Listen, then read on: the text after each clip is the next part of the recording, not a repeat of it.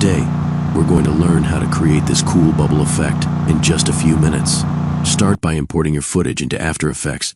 Double-click on the composition footage and use the Roto Brush tool to select the area you want to apply the bubble effect to. Once you're happy with the selection, click the Freeze button and let it process completely. Now go back to the timeline and duplicate the layer twice. Use shortcut Ctrl and D. You should now have 3 layers in total. Rename the top layer as a main darset, the middle one as tin effect, and the bottom one as background. On the bottom layer, delete the Roto Brush effect. This keeps the background intact. Select the effect layer and apply the turbulent displace effect from the effects panel. Adjust the amount, size, offset, complexity, and evolution settings to customize the bubble look. Add keyframes for each parameter at the beginning of the clip. Move to the end of the timeline, tweak the values to animate the distortion, and add keyframes again. That's it. Preview your timeline and enjoy your animated bubble effect.